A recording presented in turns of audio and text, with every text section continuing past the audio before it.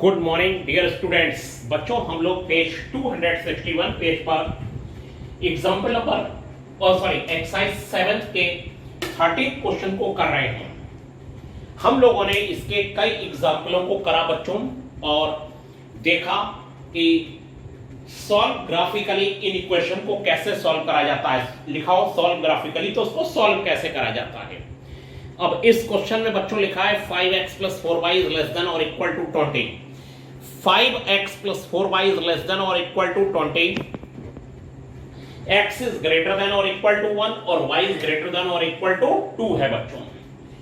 तो हम लोग ये काम करेंगे 5x + 4y is equal to 20, ये ले लें 5x + 4y is equal to 20 और x 0 और y 5 हो गया और y 0 तो x 4 हो गया। फिर ये वाली लाइन जो है वो x = 1 और ये वाली लाइन y = 2 हो गई बच्चों। ये हमारे पास समझने के लिए है कि 5x + 4y = 20, तो लाइन ड्रा होती है x 0 तो y निकाल लिया, लेकिन ऐसा जरूरी नहीं है कि फिर y 0 रख के x निकालें। आप कुछ x 1 रख के y निकाल सकते हैं, वो आपकी मर्जी है बच्चों, ऐसा कोई जरूरी नहीं है। अब हमारे पास बच्चों जो कंडीशन है वो लाइन बनाने की है। लाइन बनाने की ये कंडीशन है कि एक लाइन x पर 0 और y पर 5 0,5 से जाती है, तो हमने ये ले लिया कि ये 1 और ये 2 और ये 3 और ये 4 और ये 5, ये y एक्सिस हो गया बच्चों, ठीक है। तो 0,5 ये हो गया और 0,5 और ये हो गया बच्चों 4,0, 0,5 और 4,0 और 0,5 से लाइन पास हो रही है। इस लाइन को ड्रा करने के बाद इसका name 5x + 4y is equal to 20, ये हो गया बच्चों, ये is equal to 20। 5x + 4y is equal to 20, ये आ गया। अब हम लोग ये काम करेंगे कि इसके किधर का रीजन शेड होगा। इसमें x 0 और y 0 लगाएंगे, तो 0,0 लगाने के बाद 0 20 से छोटा होता है, तो 0,0 की तरफ वाला रीजन शेड हो रहा है, तो 0,0 की तरफ हम लोग शेड कर देंगे। 0,0 की तरफ हम लोग शेड कर देंगे बच्चों इधर वाला रीजन, और फिर x = 1 लगा दिया जाएगा। x = 1 नाम की लाइन ये होती है, x = 1, ठीक है। अब इसमें इन इक्वेशन में x 0 लगाया, 0 1 से बड़ा नहीं होता, इसका मतलब है 0,0 इसको सेटिस्फाई नहीं करता, तो 0,0 के अपोजिट साइड का रीजन इसको बच्चों सेटिस्फाई करेगा। जिधर 0,0 नहीं है उधर का रीजन ये शेड हो गया। और इस कंडीशन में जो दोनों का कॉमन रीजन है वो यहां पर बनता दिखाई दे रहा है, ये वाला ट्रायंगल, ये जो पूरा ट्रायंगल जहां ये पूरा स्केल चल रहा है। फिर बच्चों हम लोग y = 2 नाम की लाइन बनाएंगे। y = 2 नाम की लाइन जो होती है, x = 1 नाम की लाइन y एक्सिस के पैरेलल होगी और 1 डिस्टेंस पर होगी, और y = 2 नाम की लाइन x एक्सिस के पैरेलल होगी और 2 डिस्टेंस पर होगी y पर। और बच्चों इसमें y 0 लगाया, 0 2 से बड़ा होता है या छोटा होता है, 0 2 से छोटा होता है, लेकिन यहां दिखाई दे रहा है 0 2 से बड़ा होगा या बराबर होगा, ऐसा हो ही नहीं सकता। इसका मतलब है 0,0 इसको सेटिस्फाई नहीं कर रहा है और 0,0 के अपोजिट साइड का पोर्शन इसको सेटिस्फाई कर रहा है, तो अपोजिट वाला रीजन इसका शेड कर दिया बच्चों, ठीक है। अब आप देखेंगे ये वाला पोर्शन बच्चों एक ऐसा पोर्शन है, ठीक है, जिसमें तीनों के शेड आ गए, और तीनों के शेड आ गए यानी ये वाला रीजन A, B और C शेडेड रीजन। पहले तो लिख दिया जाएगा dark line AB, BC, AC represents the and shaded region of triangle ABC represents the solution set of given inequation। तो बच्चों इसका आंसर दिया जाएगा, देखिए ध्यान से, आंसर दिया जाएगा डार्क लाइन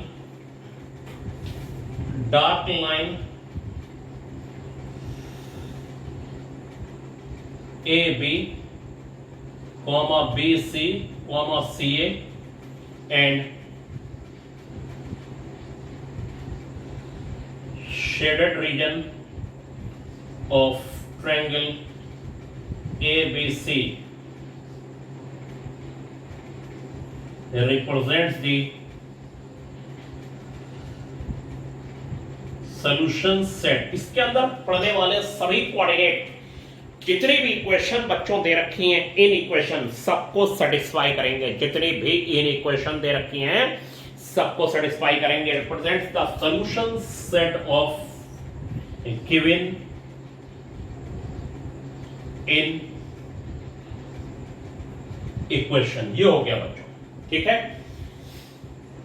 अब हमारे पास हो सकता है 3 से ज्यादा लाइनें कभी आ जाएं, 3 से ज्यादा लाइनें भी आ सकती हैं, और तब हो सकता है कॉम्प्लिकेटेड हो जाए काफी।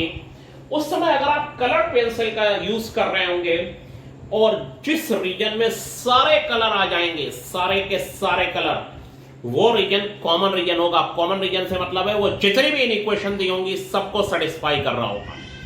जितनी भी बच्चों इन इक्वेशन दी होंगी सबको सेटिस्फाई कर रहा होगा। अब हमारे पास ये बताने के लिए आपको है कि अब आप, मुझे लगता है, क्वेश्चन कर सकते हैं। तो अभी आपके क्लास वर्क में जो क्वेश्चन आ रहे हैं उसे आप मुझे करके दीजिएगा। 2 क्वेश्चन आप क्लास वर्क में जरूर अब किया करिए, और इसके बाद नेक्स्ट क्वेश्चन बच्चों देखिए। अब हमारे सामने बच्चों एक्सरसाइज का 23 क्वेश्चन है, और ये कहते हैं find the linear equation for which the shaded area in the solution set is the figure given below. उल्टा काम करवा लिया, इन्होंने कह दिया कि ये फिगर बनी हुई है और ये जो शेडेड पोर्शन है वो सॉल्यूशन सेट है। क्या है बच्चों? सॉल्यूशन सेट है। ये जो इक्वेशन दे रखी हैं उसका सॉल्यूशन सेट है। तो वो इन इक्वेशन आपको बतानी है जिसका ये सॉल्यूशन सेट है, वो वाली इन इक्वेशन आपको बतानी है जिसका बच्चों ये सॉल्यूशन सेट है। उसके लिए हम लोगों को ये काम करना है कि देखिए, ये जो है आपका, ये वाली जो लाइन जा रही है, ये वाली जिसका नाम है 3x + 4y = 12, इसके इधर का रीजन 0,0 की तरफ वाला रीजन शेड हुआ होगा, तभी ये पोर्शन कॉमन आया होगा। और बच्चों जो 4x + 3y वाली लाइन जा रही है उसके भी इधर वाला रीजन शेड हुआ होगा, तब दोनों के कॉमन रीजन मिला के फर्स्ट क्वाड्रेंट में बच्चों कॉमन रीजन आया होगा। यानी दोनों जो इक्वेशन हैं जब वो इन इक्वेशन बनेंगी तो 0,0 उसको सेटिस्फाई कर रहा होगा। ठीक है, 0,0 उसको क्या कर रहा होगा? सेटिस्फाई। बड़ी नॉर्मल सी बात है, 0,0 सेटिस्फाई कर रहा होगा, तभी बच्चों इधर का, इस लाइन के इधर का रीजन शेड हुआ होगा, और इस लाइन के इधर का 4x + 3y = 12 का रीजन शेड हुआ होगा। बहुत ही नॉर्मल सा मैटर है। तो हम लोग क्या करेंगे कि इन इक्वेशन बनाएंगे 3x + 4y is less than or equal to 12 and 4x + 3y is less than or equal to 12। ये हो गया। अब 3x + 4y is less than or equal to 12 में ये होगा, आप इधर का रीजन अगर शेड करेंगे इधर का, तो ये रहा होगा, देखिए ये पूरा ये पोर्शन रहा होगा, पूरा पोर्शन, और फिर 4x + 3y is less than or equal to 12 में इधर का रीजन शेड करेंगे बच्चों, तब ये वाला पोर्शन जो है दोनों का कॉमन पोर्शन आ जाएगा। क्या आ जाएगा? Common portion. यानी 0,0 दोनों को सेटिस्फाई कर रहा है। अगर मैं इसको अब उल्टा बताऊं, इसको उलट के लिख देता 3x + 4y = 12, इसका मतलब है 0,0 इसको सेटिस्फाई नहीं कर रहा है, 0 12 से बड़ा नहीं होता, सेटिस्फाई नहीं कर रहा है। इसका मतलब है इसके ऊपर का रीजन शेड होता, इस साइड का रीजन शेड होता 0, तब ये जो रीजन है ये इसका सॉल्यूशन सेट बच्चों नहीं बन पाता। ठीक है, मैंने आपको उल्टा कि ये क्यों करा, और अगर इसका उल्टा करते तब क्या होता, दोनों बातें आपको बता दी, ध्यान से आपने समझा होगा इस बात को। और ये फर्स्ट क्वाड्रेंट में है बच्चों। कौन से क्वाड्रेंट में है? फर्स्ट क्वाड्रेंट में है। तो ये तो आप जरूर लिख लीजिए, x is greater than or equal to 0 और y is greater than or equal to 0।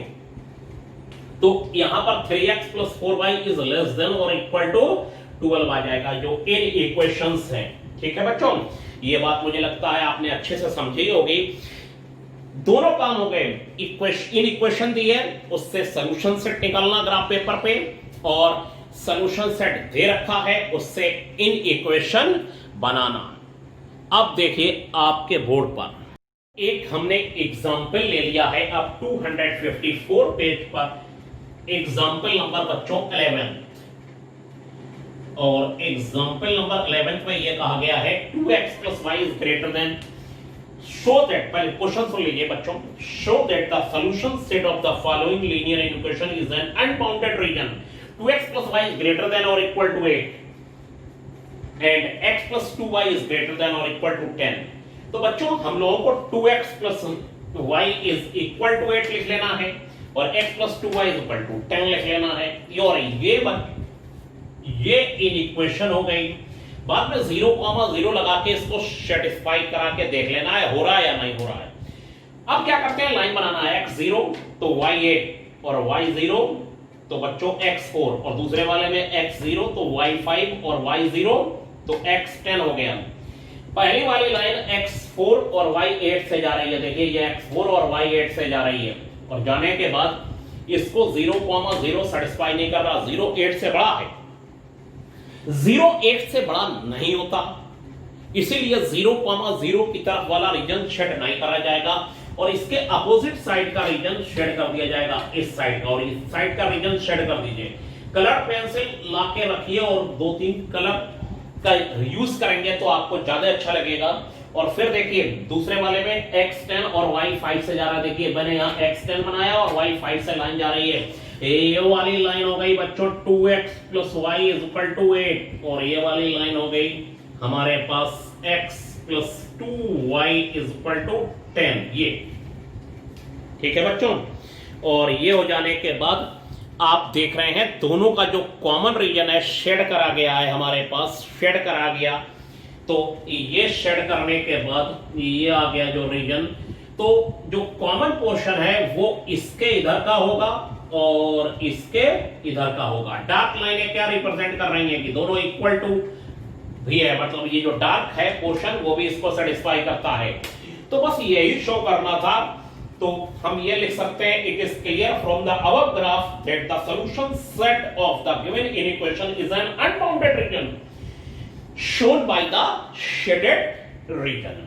मतलब ये अनबाउंडेड रीजन इसका सॉल्यूशन सेट शो करता है, मतलब इस पॉइंट, इस पॉइंट, इस पॉइंट, इस पॉइंट, इस पॉइंट, और इसमें जितने भी आप खींचते जाएंगे, जितने भी कोऑर्डिनेट होंगे, जितने भी, और इस लाइन पर पड़ने वाले कोऑर्डिनेट, इसको क्या करेंगे, इस इनइक्वेशन और इस इनइक्वेशन को सेटिस्फाई करेंगे, यानी इनफाइनाइट सेट होंगे, इनफाइनाइट ऑर्डर पेयर इसको सेटिस्फाई करेंगे। इनफाइनाइट ऑर्डर पेयर कहीं तो फाइनाइट थे अब तक, अब ये इनफाइनाइट है, यहां यहां यहां यहां अनबाउंडेड है। अनबाउंडेड मतलब बच्चों इनफाइनाइट ऑर्डर पेयर इसको सेटिस्फाई करेंगे।